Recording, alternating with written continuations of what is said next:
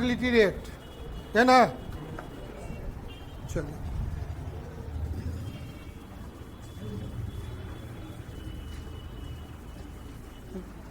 छोटू लड़का उस पर एगो पेन ले लो,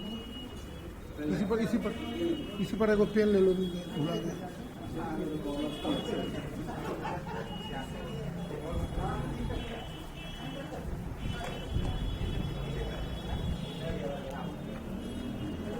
कोहोर्ट फर्टिलिटी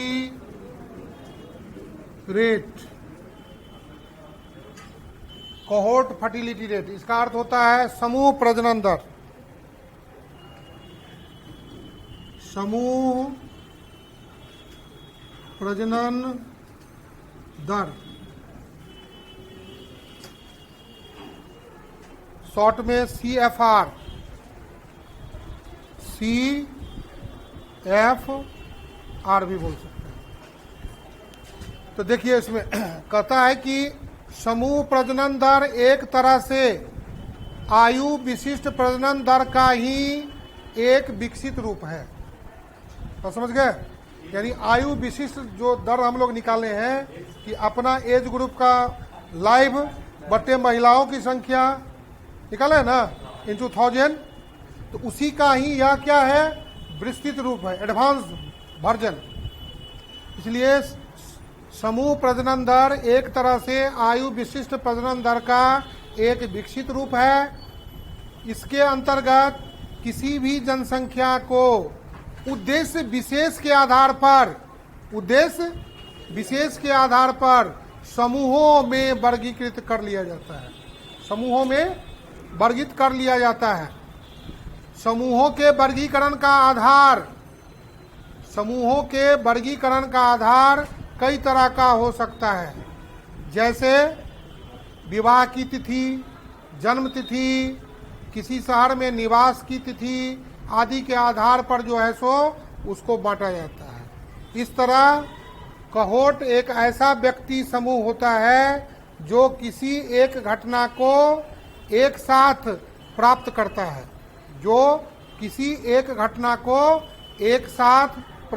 है, हर कोहोर्ट की अपनी विलक्षणताएं तथा इतिहास होता है। जैसे उदाहरण के लिए किसी देश की कामकाजी महिलाओं को एक समूह के रूप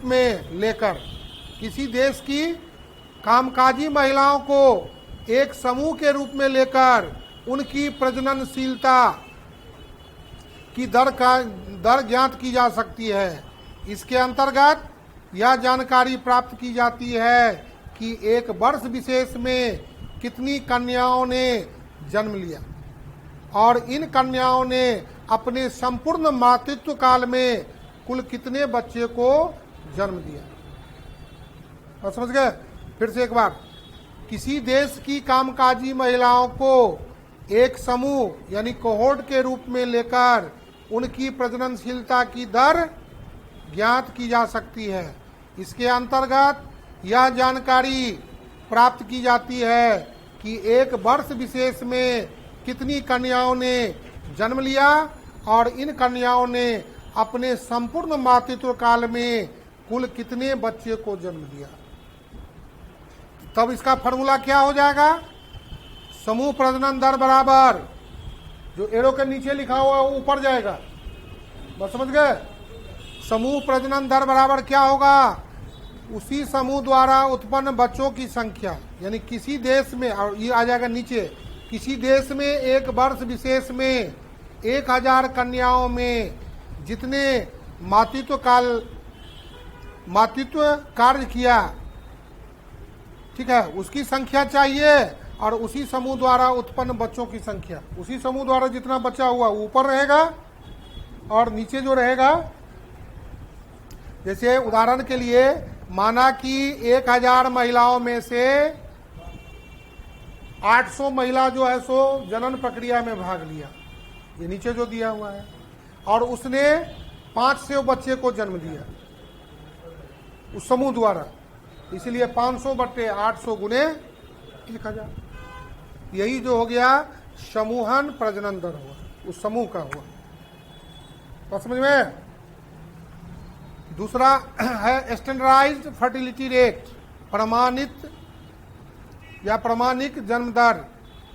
उसी का दूसरा नाम मानकीकृत या प्रमापित जन्म दर भी है।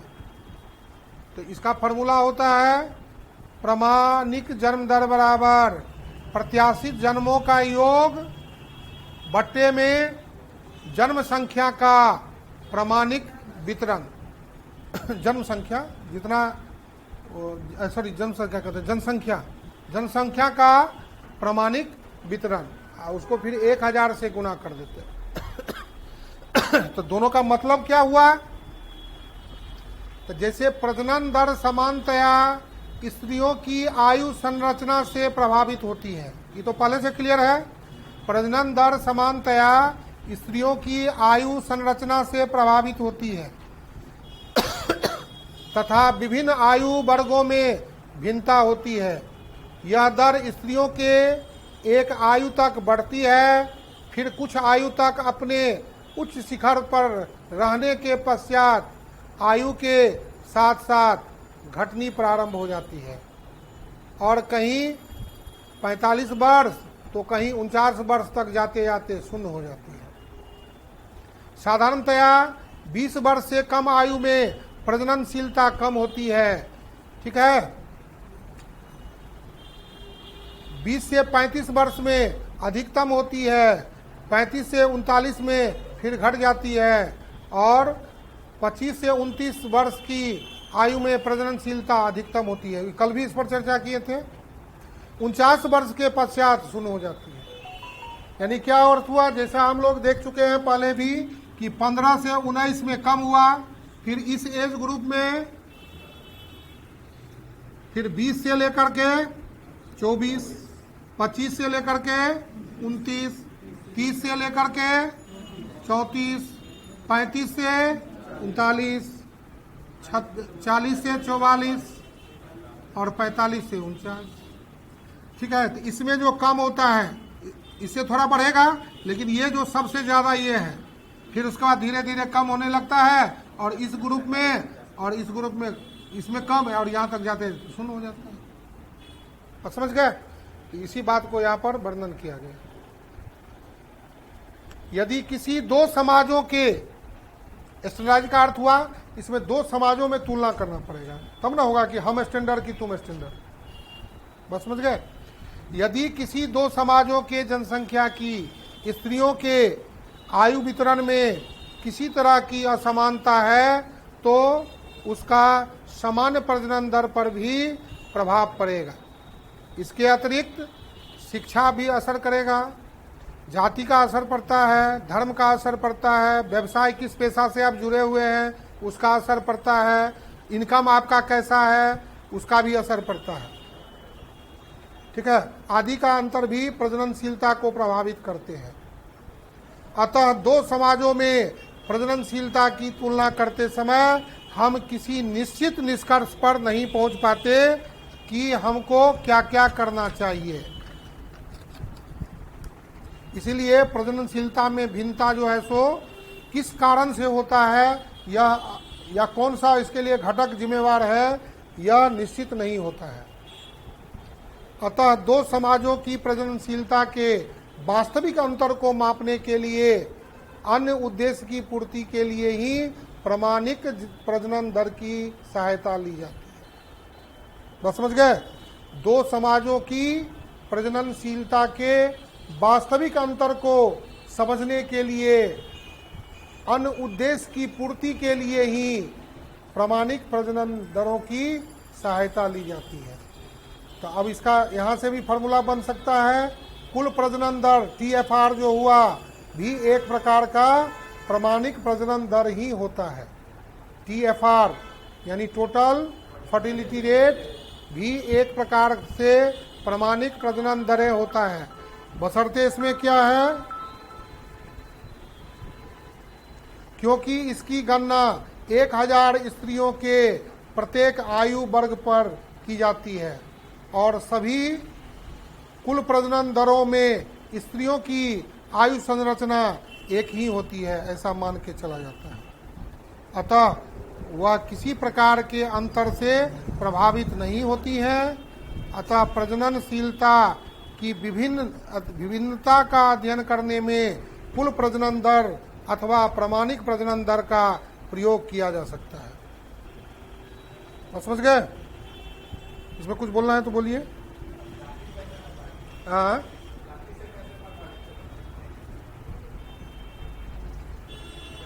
अलग अलग अलग मानता है ना, किसी किसी जाति में कम उम्र में शादी होता है, किससे प्रभावित होता है? तुम विदेश में रहता है कि वर्तमान समय में अब जो है सो मॉडर्नता में 4 मेन रूप से हो गया। वही पहले जाति वर्ण व्यवस्था जो था, अभी वही class A, class B, class C, class D धीरे धीरे डेवलप हो रहा है।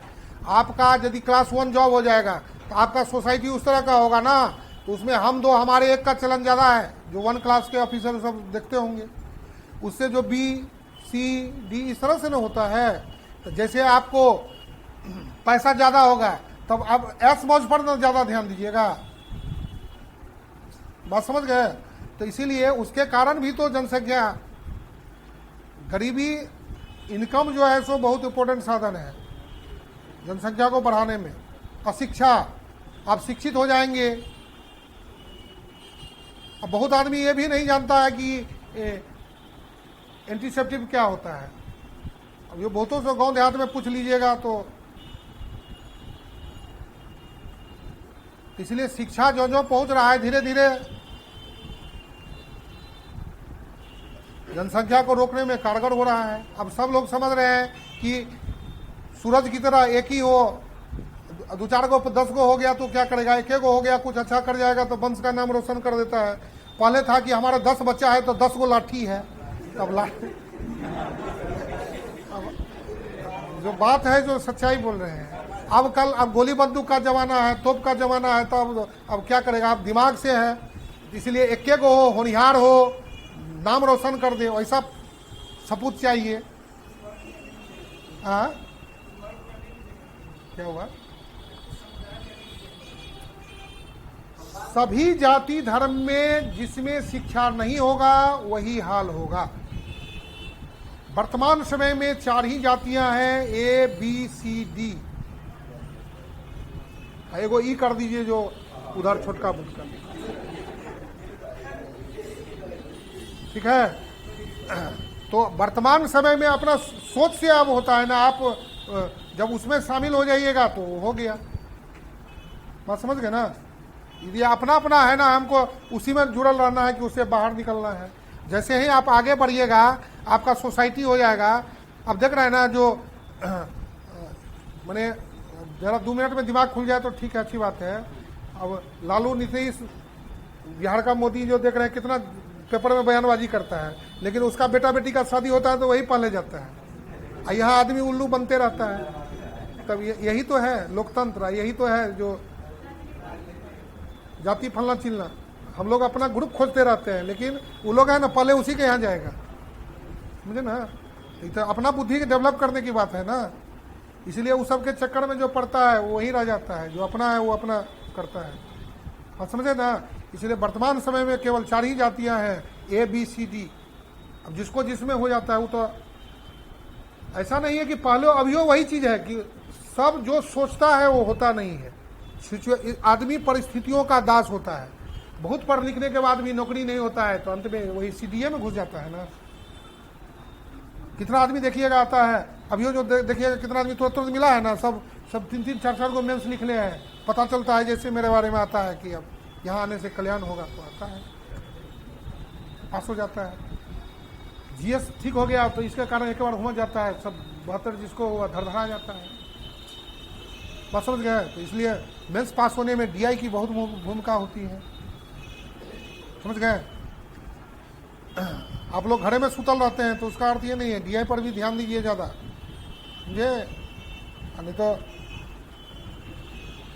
2 बुक को बड़े क्वेश्चन बैंक को 5-10 बार बनाइए धड़ाधड़।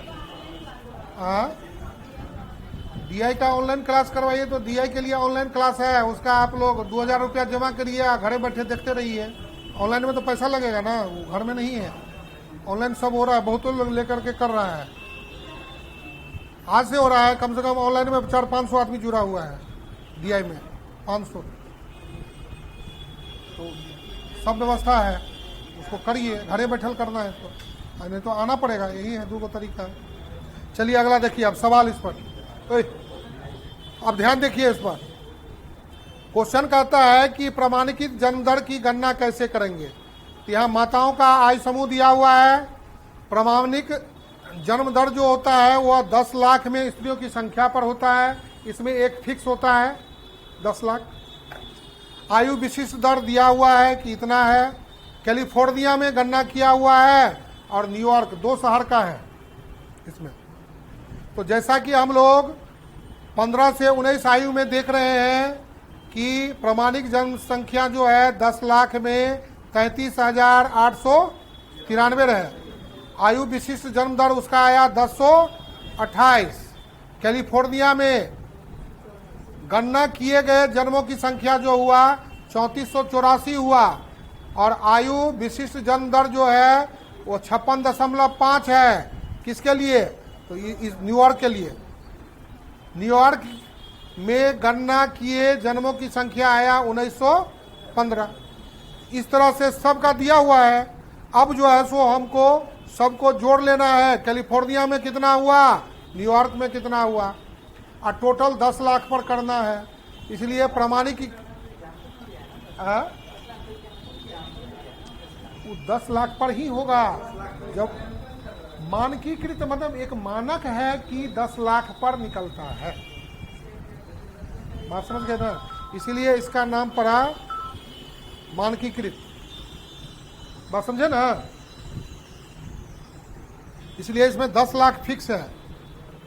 इसलिए मानकीकृत जन्म दर बराबर 24, देख रहे हैं उसमें टोटल जोड़ करके हुआ ना 2493 कैलिफोर्निया में। के यहाँ लिख दिया मतलब कैलिफोर्निया के लिए हुआ। नीचे में एरो दिया हुआ ना, ये जो प्रमाणिक जन्म दर है कैलिफोर्निया के लिए, और नीचे में हो गया यहाँ पर न्यूयॉर्क के लिए। तो 24,396 बटे 10 लाख यानी मिलियन पर गुने 1000। इस तरह से 24.4 प्रति 1000 हुआ। कैलिफोर्निया के लिए निकाले, न्यूयॉर्क के लिए फिर उसी तरह से। उसका टोटल जो है सो 22,173 है। 10 लाख हुआ, उतना गुने 10। बात समझ गए? इस तरह से तो मैंने कैलिफोर्निया का ज़्यादा है और न्यूयॉर्क का कम है। इस तरह से निकलता है। तो जब भी निकलेगा ये 10 लाख पर ही निकलेगा, क्योंकि इसका नाम है मानकीकृत या प्रमाणिक। वैवाहिक जन्म दर, ये भी हल्का सा है, छोटा सा। वैवाहिक जन्म दर किसी जनसंख्या में 1 वर्ष की अवधि में वैधानिक रूप से जन्म लेने वाली संतानों का उस जनसंख्या की प्रजनन काल आयु से संबंधित संपूर्ण विवाहित स्त्रियों के साथ स्थापित प्रति 1000 अनुपात है। यानी वैवाहिक जन्म दर बराबर जो हुआ MRF 1 वर्ष में उत्पन्न वैध संतानों की कुल संख्या और बट्टे में जनन योग्य आयु की विवाहित स्त्रियों की कुल संख्या गुने 1000 से गुना करेंगे तब जो ये निकलेगा वैवाहिक निकलेगा। ठीक है। फिर उसका ये लिमिटेशन हुआ, अपना लिमिटेशन को पढ़ जाएंगे तो ज़्यादा जरूरी नहीं है। उसके बाद आ जाएंगे, ये बहुत जरूरी है, पूछा भी है, सकल या कुल पुनरुत्थान दर GRR। हाँ, gross production reproduction rate GRR, उसको हम लोग बोलते हैं सकल या कुल पुनरुत्पादन दर। हाँ, जनसंख्या वृद्धि की उचित माप के लिए जनसंख्या जनांकीकी को विद्वान लोग जो है सो फिर यहाँ पर 2 भाग में व्याख्या किया। पुनरुत्पादन दर की व्याख्या की गई है। पहला हो गया सकल या कुल पुनरुत्पादन दर और दूसरा है आपको शुद्ध पुनरुत्पादन दर यानी नेट रिप्रोडक्शन रेट NRR और GRR, 2 गो। तो समझ गए? तो पहले GRR, ये इंपॉर्टेंट है, इसको एकदम कर ही लेना है। जनसंख्या वृद्धि की उचित माप के लिए जनसंख्या के आयु लिंग यानी एज सेक्स की संरचना के बारे में जानकारी प्राप्त करना आवश्यक होता है। जैसा यहाँ वर्गीकरण किए हैं वही, चूंकि हम जनसंख्या की वृद्धि का माप करना चाहते हैं, अतः इसके लिए यह उचित होता है कि हम स्त्री जन्म अर्थात कन्याओं के जन्म पर ही विचार करें, क्योंकि आज की नवजात कन्याएं ही कल की माताएं होती हैं। अतः जनसंख्या वृद्धि सही अर्थों में कन्याओं की संख्या पर निर्भर करती है। बस समझ गए? यही कारण है कि जनसंख्या वृद्धि की माप, यही कारण है कि जनसंख्या वृद्धि की माप के लिए सकल पुनरुत्पादन दर GRR की गणना की जाती है। तो सकल प्रजनन दर 15 से 49 वर्ष आयु वर्ग वाली स्त्रियों की विशेष कन्या जन्म पर आधारित आयु विशिष्ट प्रजनन दरों का योग है, इसलिए उसको उससे भी निकाल सकते हैं। सकल प्रजनन दर जो होता है 15 से 49 वर्ष आयु वर्ग वाली स्त्रियों की केवल कन्या जन्म पर आधारित आयु विशिष्ट प्रजनन दरों का योग है। तो 15 से 49 से ना लेते हैं, 15 से 49। सकल प्रजनन दर 15 से 49 वर्ष आयु वर्ग वाली स्त्रियों की केवल कन्या जन्म पर आधारित आयु विशिष्ट प्रजनन दर का योग है। कन्याओं के जन्म पर आधारित आयु विशिष्ट प्रजनन दरों को इस प्रकार भी लिखा जा सकता है, यानी फीमेल हुआ LX माने संख्या जो दर हुआ उसमें जो चाहिए BX हुआ, फीमेल का BX टोटल संख्या और फीमेल का पॉपुलेशन इंटू 1000।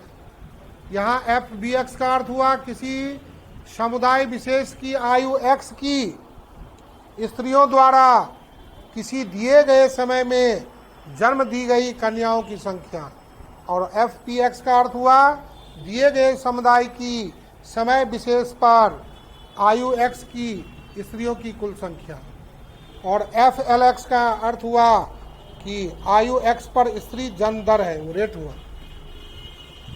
यदि पूरे पुनरुत्पादन काल के समस्त आयु वर्ग की इन दरों का योग कर लिया जाए तो जनसंख्या वृद्धि की माप की जो दर प्राप्त होगी वह सकल पुनरुत्पादन दर GRR कहलाती है। समझ गए? फिर से, यदि पूरे पुनरुत्पादन काल के समस्त, पूरे पुनरुत्पादन काल का अर्थ हुआ 15 से 49 आयु वर्ग की इन दरों का योग कर लिया जाए जो जनसंख्या वृद्धि की माप की जाती है,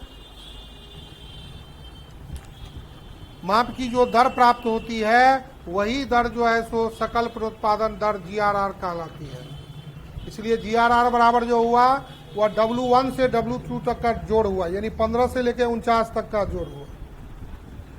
इस तरह सकल प्रजनन दर इस तथ्य की ओर संकेत करती है कि प्रत्येक आयु वर्ग की स्त्रियों द्वारा नई पीढ़ी द्वारा प्रतिस्थापित की जाएगी, बशर्ते यदि यह मान लिया जाए कि सभी स्त्रियां अपनी शिशु जनन आयु यानी 49 वर्ष तक जीवित रहती है। ये इसमें माना जाता है कि जो एक बार प्रोसेस में भाग लिया वह 49 वर्ष तक जो है सो जीवित है, ऐसा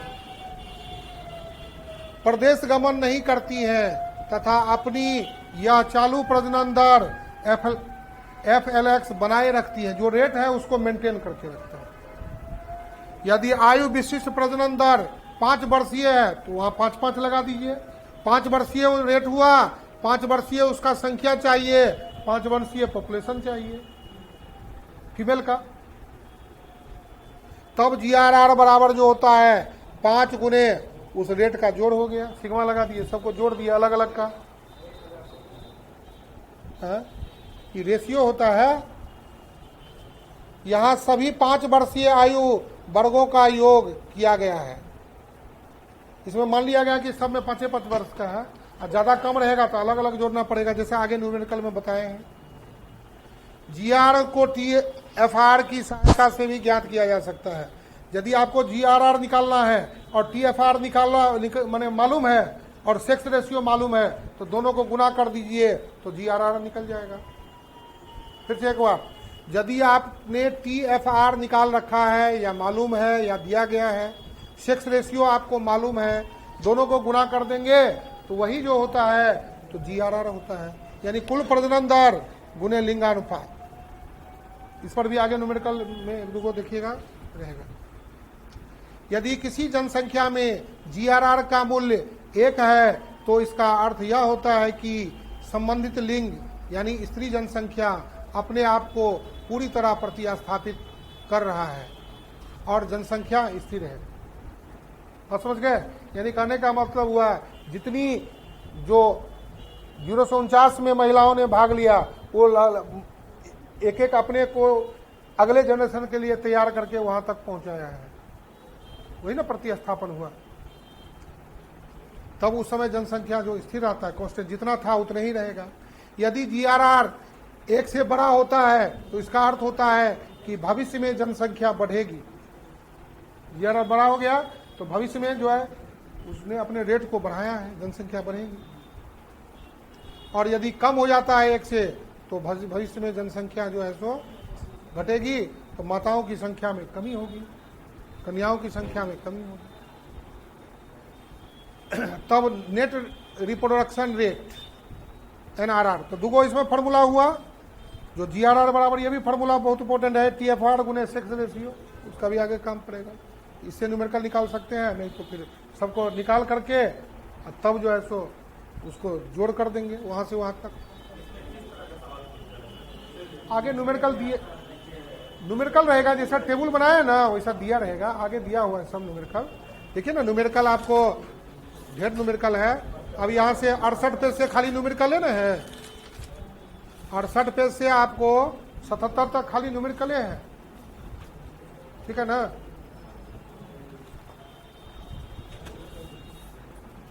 शुद्ध पुनरुत्पादन दर या शुद्ध प्रजनन दर, ये दोनों याद करिएगा बाय हार्ट। ये पूछता है, क्वेश्चन बैंक पर नजर डालिए ना, तब ना होगा। 2 गो 3 गो छोटा छोटा लिखने के लिए आता है, एगो न्यूमेरिकल घुसाता है, 2 गो न्यूमेरिकल होता है, एगो लाइफ टेबल से देता है, ठीक है। ये चैप्टर ये जो है सो कल तक जाकर के ये चैप्टर होगा, एक चैप्टर और इसमें जो 4-5 दिन है लाइफ टेबल, यही तो इतना में से ही आपको एक क्वेश्चन पकड़ा जाएगा। हाँ हाँ, तो इसलिए जो जो मेन चीज है क्वेश्चन में उतने चीज देखिएगा, बार बार घूर घूर के पूछ रहा है। एक आध को हल्का जोड़ता है तो दूसरे सेक्शन में उससे कोई दिक्कत नहीं। एक क्वेश्चन इतना जो दिए हैं उतने से पकड़ा जाएगा, उस सब परिभाषा को एकदम याद रखिए। हाँ, न्यूमेरिकल देगा, परिभाषा लिखने के लिए देगा, 2 तरह का रहेगा ना। तो परिभाषा को एकदम 1-2 बार एकदम समझ करके याद करना होगा ना। इसमें ये हल्का चीज है, उसको एकदम फटाफट मारिए 1-2 बार। तो घर पर तुम लोग क्या करते हो कुछ समझ में नहीं आ रहा। एको को परिभाषा याद हुआ है अभी तक? जो कल चेक करते हैं, रुको कल सबको चेकिंग करते हैं कैगो कौन किया है, कल पक्का बने होगा।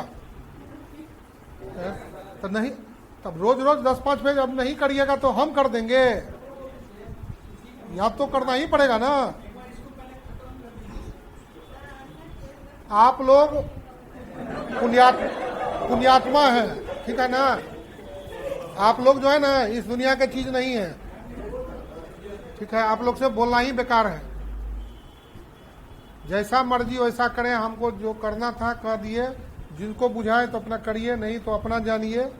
बस के लिखे पीछे लिखल रहता है, उसको पढ़ते रहिएगा, तो बाद में मत कहिएगा कि हमने बोला ही नहीं था। आज का काम आज करना होता है, रोज रोज करके दे रहे, 1-1 2-2 को नहीं होगा तो तू एक बार में कर लेगा। मैंने 10 रुपया देने में हालत खराब है, 100 ठहराएगा। वाह, देखो यही स्कूल से पढ़ के आया, हम तो लगता है कि घासे छिल के आया है।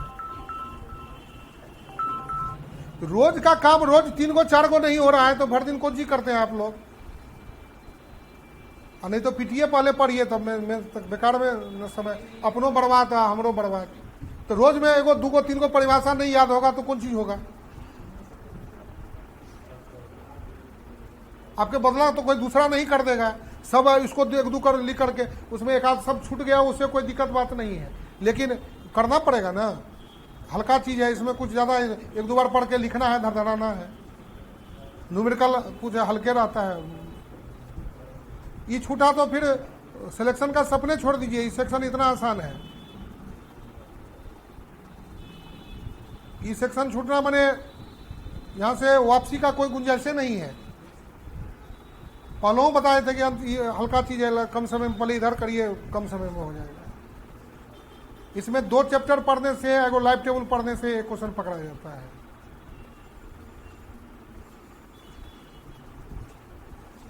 तो आप लोग एहसान कर दे रहे हैं, तो उसका तो आज के आज करिए, बाद में नहीं होगा। और प्रेशर जो एग्जाम आएगा ना, बाद में प्रेशर बढ़ेगा, तो फिर बाद में, इसलिए रोज का काम रोज करिए।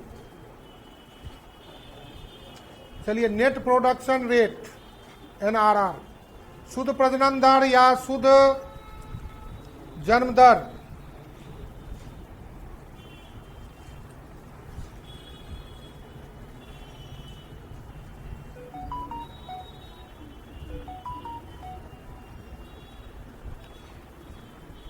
यदि हम लोग GRR पर ध्यान दें तो उनमें एक महत्वपूर्ण कमी यह दृष्टिगोचर होती है कि इसमें चालू प्रजननशीलता यानी करेंट फर्टिलिटी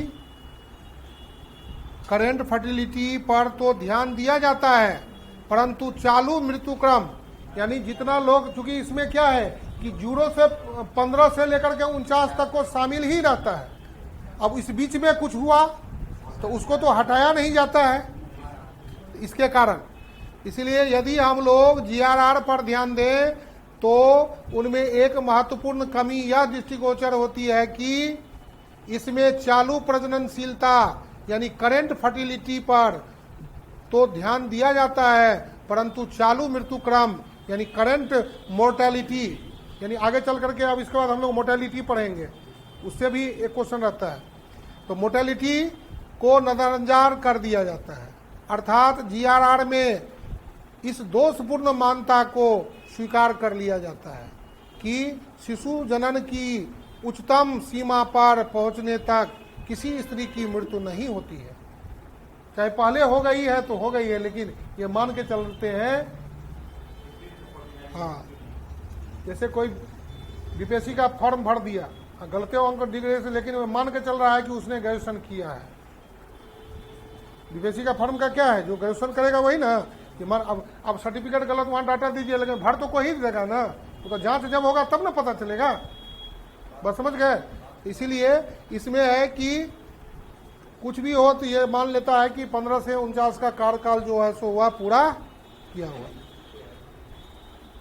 अर्थात GRR में इस दोषपूर्ण मान्यता को स्वीकार कर लिया जाता है कि शिशु जनन की उच्चतम सीमा पर पहुंचने तक किसी स्त्री की मृत्यु नहीं होती है, जबकि हो सकता है कि कुछ कन्याएं अपना दाम्पत्य जीवन प्रारंभ करने से पूर्व अर्थात 15 वर्ष की आयु पूरी होने से पूर्व ही मर जाती हैं।